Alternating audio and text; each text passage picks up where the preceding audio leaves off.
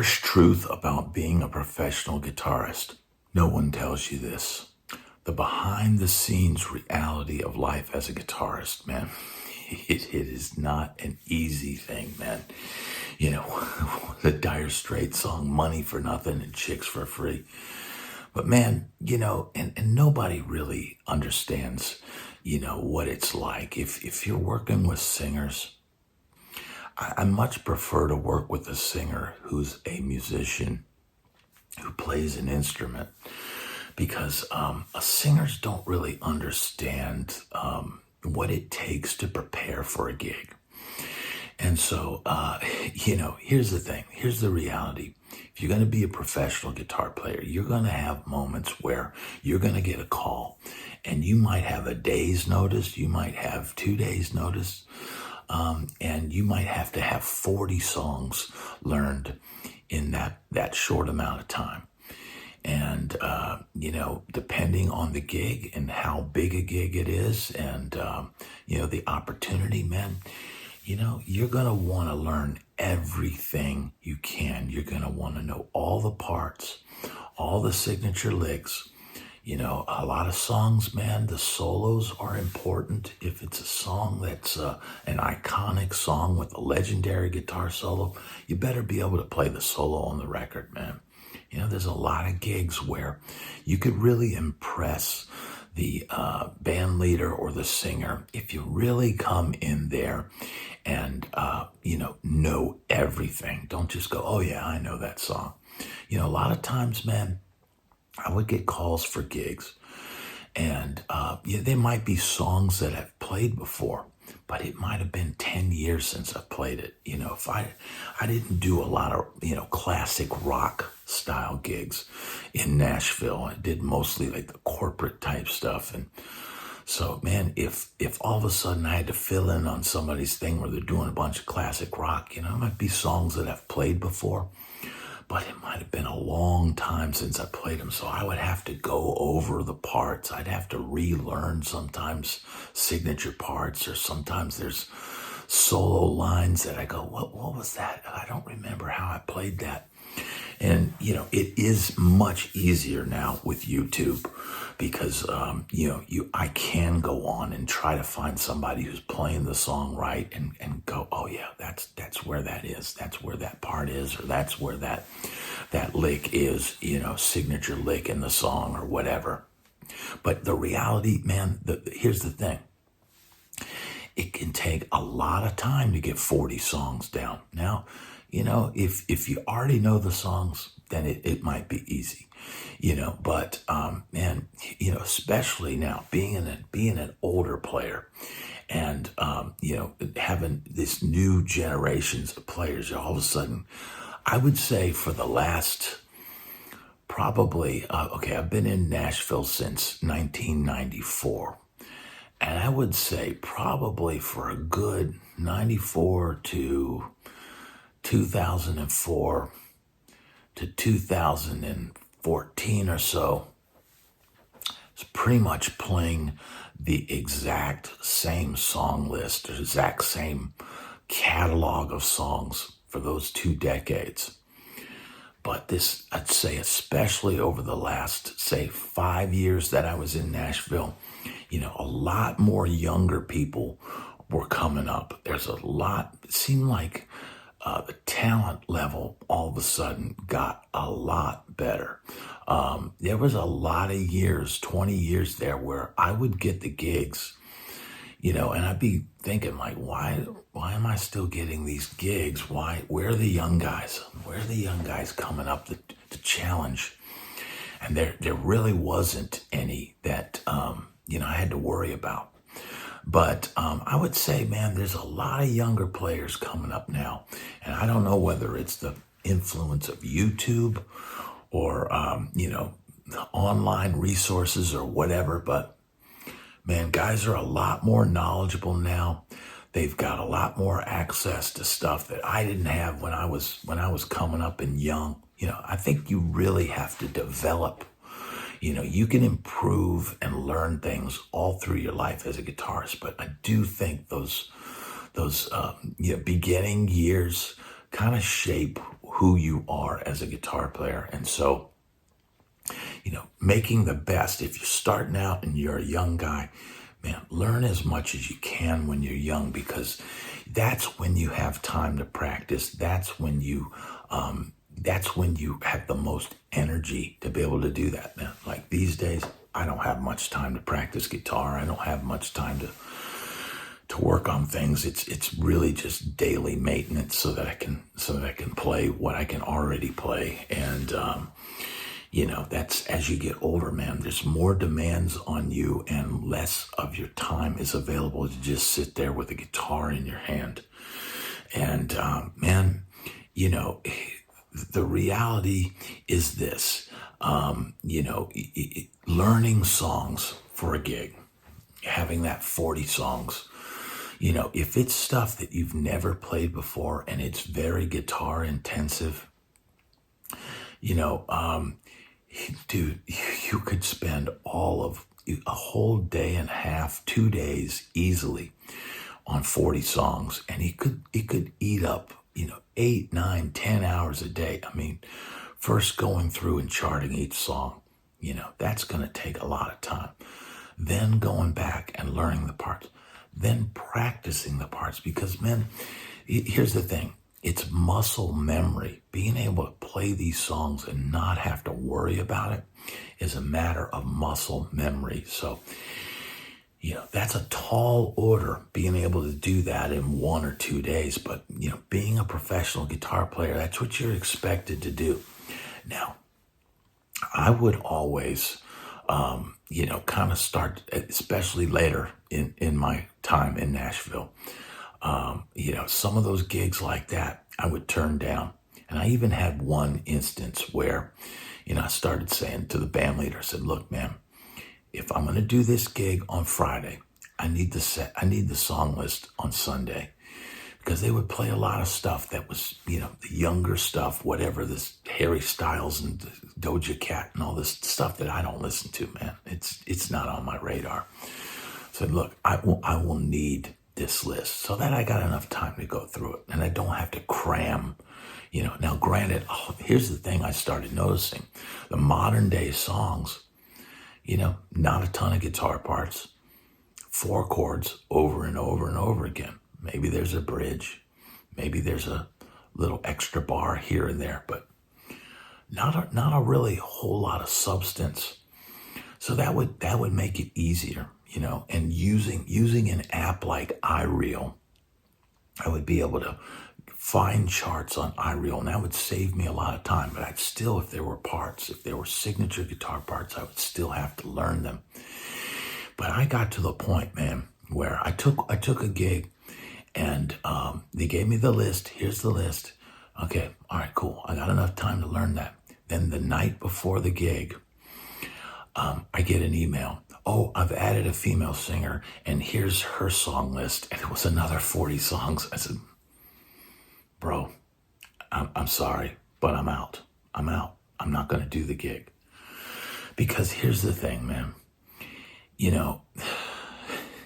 At this point in my career, I was not willing to go and after I'd already put in all that time for another, and I didn't have time. I had at the time a 3-year-old kid that I'm watching all day. And as it was, man, it's difficult, at that time to be able to work on a song without having to keep an eye on the child, to have to do this, to have to cook lunch, to have to cook breakfast, to have to change a diaper, have to do this, so man, my focus time is my time. I tell people my time is not my own. Oh, well, hey, do you want to come do this and come do that? And I said, look, man, my time is not my own.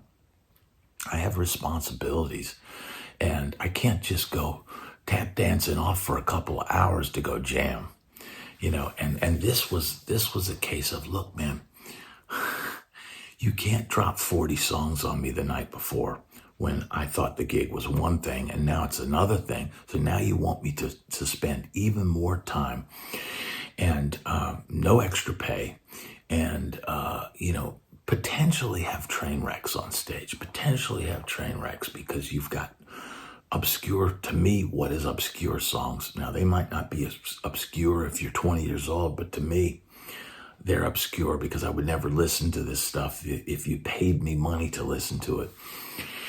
And yeah, it made me just pull up, So be aware that being a pro guitar player, man, and the reality of all that is, the gig might have paid $175. So putting in all those hours for one gig that pays $175 and then having them dump even more songs on you that I'd have to spend another all day before the gig cramming these songs in, it's just not worth it, man. And that is probably the harshest truth about being a professional guitarist. No, hey, once you're in a group and once you know the catalog of songs that they do, you don't have to spend that time and you can just make your money and go home. And, that's a good situation. But man, if you're just starting out, man, and you're young, you need to take those gigs. You need to learn those songs, every little single part, every single lick, everything you can. Practice them over and over again and go play that gig. That's just what you're going to have to do. And, so it's pretty grueling, man. And it's low pay. It's extremely low pay when you factor in how much time you have to put in to do this 175 gig. And the reality is, Nashville is very expensive now. You're going to get a crap apartment for $1,500. So playing $175 gigs, man. I used to be able to play, a $200 or, $150 gig, a couple times a week and pay my rent. I used to pay rent. I had an apartment that was like $350 a month. And then when I went up to a place that was $475 a month, I thought, oh man, this is going to be expensive. And yeah, I had to take more gigs to do that. But man, nowadays, if you're going to pay rent and have your own place in Nashville, having to pay, play $175 a gig, you're going to be working 6 or 7 days a week and you're going to be cramming. You're going to get burnt out, man. That's the reality. It's way different now than it was when I was coming up. When I had my $350 a month apartment, man, that meant I could do a wedding on Saturday. I could do one gig during the week, and there's my rent for the month. And then whatever else I made the rest of the month, was electric bill and gas and groceries and all that. And it's way, way different now. And, man, it can be a grueling thing. Talking to my friend Tyson Leslie, who's down there, he's playing 7 nights a week on Broadway. And yes, in slow season, he's averaging $175 a day. And that might sound good to some people, but, man, that's hard work, man. That's 4 hours a night. You might be doing doubles some days. It can burn you out, man. It can burn out your voice. Your hands. You can start to feel. I was starting to feel from my road work. I was starting to get tennis elbow. I was starting to have pain, in my hands. Now all that stuff has gone away because I'm not grinding on the instrument like I was. But man, be aware that the amount of time you're putting on that instrument, if you're one of those people that sits there all day, there's some people that I watch on Instagram, and that's literally, they're playing like death metal all day and playing super fast and shooting these little clips. And that's seemingly what they're doing all day. Maybe they're hoping to get a gig that way. I don't know. But man, I just see it and I go, injuries are coming.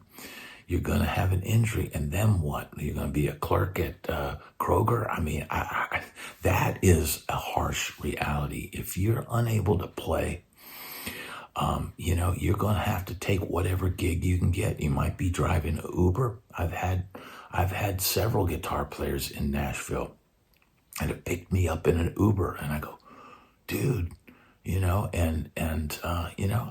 man, I get it. Someday I might have to drive Uber. I mean, it's the harsh realities, and man, you can be 1 minute making good money and your gig can end just like that.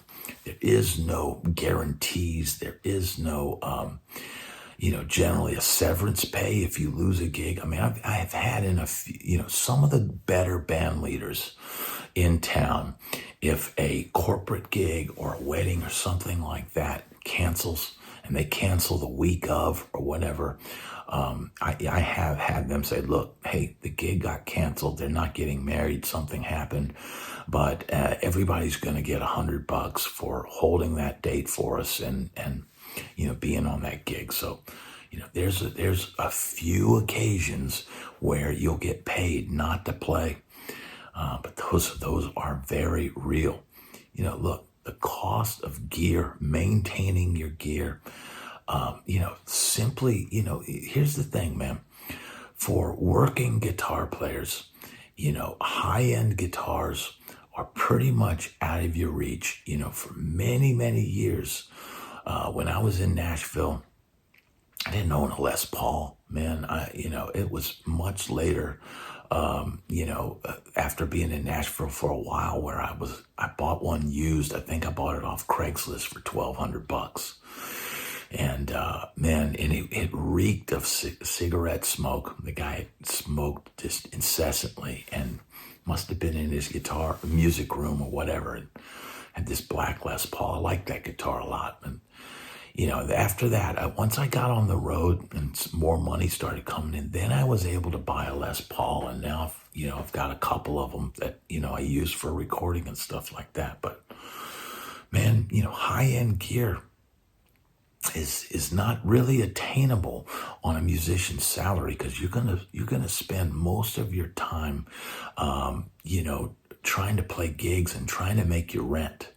That's a sobering reality. You can dream about having these amazing instruments and all that, but man, the guys that are really playing, the guys that are really working and down in the trenches playing music, they're not the guys buying the $10,000 PRSs and all this kind of stuff, man. We call those guys blues lawyers, guys that have cushy, jobs that after they've spent a reasonable amount of time in college and were able to get jobs that paid well. They're the guys that are buying all the $10,000 guitars and stuff. And yes, there's some stars. There's some guys that are very successful and had studio careers or songwriting careers or big touring gigs, and they'll buy vintage guitars because it's the mojo, for the studio. Oh, I'm going to use my 57 Les Paul on this song, or it's like a thing. It's like a thing. And those guitars do. Some of them do have a vibe to them and a certain sound that the modern stuff doesn't have. And it's certainly, if you're a producer and you go in and the guitar player's got all these cool vintage guitars, it's definitely a vibe. It's definitely a vibe. But man, most guys are never going to be able to afford those. I stayed out of the vintage thing because, man, the kind of gigs I was doing, man, I wouldn't dare take a vintage guitar out on, because, man, the stuff would just get beat up. So the gigs that I did on the road, I used parts casters almost all the time. And a parts caster, you're not worried about it getting beat up. I would get relic bodies, MJT bodies off of eBay. And I'd put together these Frankenstrats and stuff like that. And that's what I would take on the road, because I was not worried about it at all. And if the neck snapped or something happened to it, I'd grab another one, or I'd replace the part that was broken. I'd keep going.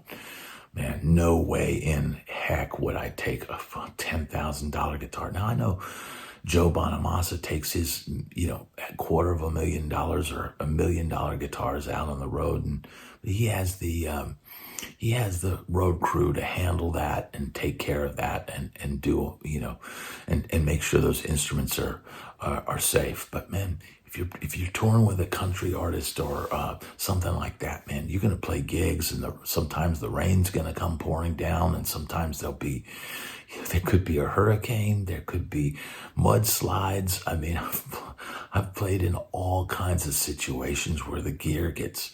I mean, even playing like a rodeo. I've played gigs where, you're playing like a rodeo type thing, and you have to walk to the thing, and the air is kind of acrid with the smell of the rodeo. If you get my drift, the smell of livestock, and your cables, because you're walking in that rodeo to get to the stage, your cables get all covered in, rodeo dirt, and God knows what's mixed in with that.